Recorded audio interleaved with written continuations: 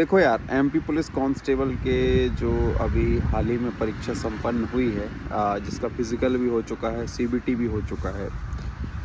इसमें एक फैक्टर है जो टोटली जो है नज़रअंदाज किया जा रहा है। लोग अपने जो मार्क्स हैं उनको उतना ही मान रहे हैं जितने उनको प्राप्त हुए हैं। देखो, फिजिकल के जो मार्क्स हैं वो तो नॉर्मलाइज्ड होंगे नहीं, लेकिन आपके जो सीबीटी के मार्क्स हैं वो अभी तक डिस्क्लोज़ नहीं किए गए थे। केवल आपको फिज़िकल कॉल आया था और जो है आप जाके फ़िज़िकल दे आए, पास हो गए। लेकिन अब उस फिज़िकल में आपके क्या कहते हैं कि फ़िज़िकल के पहले जो सीबीटी हुआ था उसमें आपके कितने नंबर रहे थे, इसके बारे में आपको कोई जानकारी नहीं थी। और एक नॉर्मलाइजेशन फैक्टर है जिसमें आपके नंबर बढ़ भी सकते हैं, घट भी सकते हैं। बहुत सारे लोग कमेंट करके एक चीज़ पूछते हैं कि सर, नॉर्मलाइजेशन में कितने नंबर बढ़ सकते हैं और कितने नंबर घट सकते हैं। तो ये आंकड़ा कई बार 7 से 8 अंकों तक भी देखा गया है कि इतने नंबर किसी के बढ़े हैं या इतने नंबर किसी के कम हुए हैं। सामान्यतः या 2 से 3 नंबर या 5 नंबर या 4 नंबर तक ही रहता है। 2 से लेके 5 तक के अंकों को हम मान सकते हैं कि नॉर्मलाइजेशन में ये इतने नंबर बढ़ भी सकते हैं, घट भी सकते हैं। अब ये डिपेंड करता है, इसमें ओवरऑल कट ऑफ देखा जाता है कि पूरा शिफ्ट का ओवरऑल कट ऑफ क्या गया है। उस दिन पेपर कैसा आया है, मतलब उस दिन का जो हाईएस्ट मार्क्स प्राप्त करने वाला बंदा कितने नंबर वाला है और लोवेस्ट मार्क्स प्राप्त करने वाला बंदा कितने नंबर वाला है। तो उसके हिसाब से एक एवरेजिंग की जाती है, जिसका एक फार्मूला होता है कि नॉर्मलाइज मार्क्स जो है उस दिन के कैसे निकाले जाएंगे। लेकिन उसके लिए जो है बहुत सारे डेटा की आवश्यकता होती है। जो डेटा जो है उपलब्ध नहीं होता है।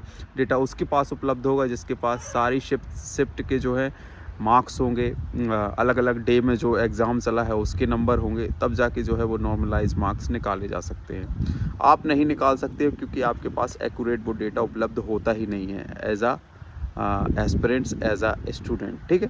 लेकिन उसका एक फार्मूला है जो लगाया जाता है, उसके हिसाब से ही वो जो है अंक निकाले जाते हैं। तो आप बिल्कुल भी ये मान के ना चलिएगा कि उस दिन जो है आपके नंबर डेफिनेटली बढ़ने ही वाले हैं और डेफिनेटली कम होने ही वाले हैं। इसमें कुछ भी हो सकता है। कुछ से मतलब ये है कि आपके बढ़ भी सकते हैं, घट भी सकते हैं, दोनों चीज़ें हो सकती हैं और इस बात से कहीं आप इनकार नहीं कर सकते हैं। तो अगर आपका अच्छा स्कोर है, मोर देन मोर है, कहने का मतलब कि ज़रूरत आपको 150 की थी लेकिन आपके 160 165 नंबर भी आ गए हैं, तो ही जो है आप अपने आप को जो है डेफिनेटली मान सकते हैं कि आप वर्दी सिलवा सकते हैं।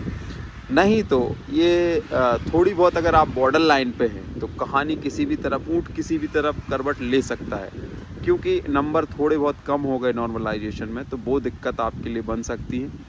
या फिज़िकल के नंबर तो कम होंगे नहीं, फिज़िकल में जिन्होंने अच्छा स्कोर किया और ओवरऑल टोटल उनका अच्छा बन रहा है, 150 155 प्लस हैं वो लोग, तो उनके चांसेस तो हैं। क्योंकि ऐसा तो है नहीं कि केवल एक ही व्यक्ति को पोस्ट मिलनी है।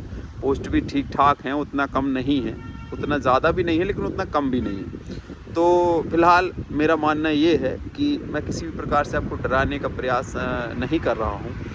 बस ये बताना चाहता हूँ कि आपको शौक नहीं लगना चाहिए जब आपका फाइनल रिज़ल्ट आएगा, क्योंकि वहाँ पे आपको नॉर्मलाइज्ड मार्क्स भी देखने को मिलेंगे।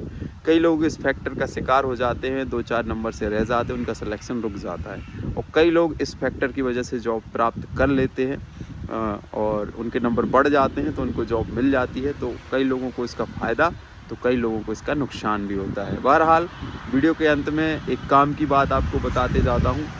यहाँ पे जो ये गाड़ियाँ पड़ी हैं, ये गाड़ियाँ इसलिए धूल खा रही हैं, ये सब रेसिंग बाइक्स हैं, 1.5 लाख 1 लाख रुपए की बाइक्स हैं। तो ये इसलिए यहाँ पे पड़ी है क्योंकि एक प्रकार से कह सकते हैं कि दुर्घटना हुई थी इनके साथ, वाहन दुर्घटना जिसे हम कहते हैं।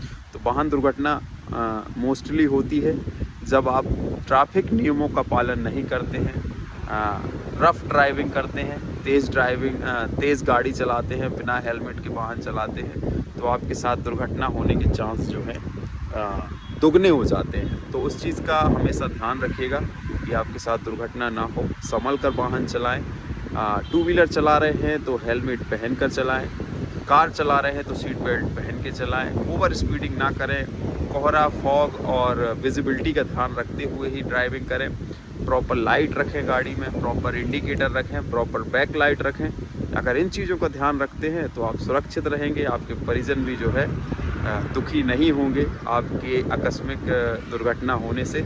समझ जाओ बातों को, तो इन चीज़ों का ध्यान रखो।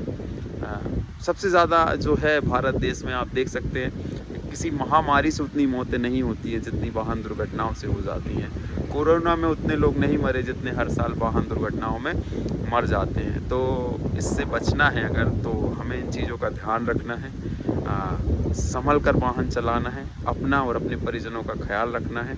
यही चीज़ों को बताते हुए मैं अपनी वाणी को विराम देता हूँ। जय हिंद, जय भारत।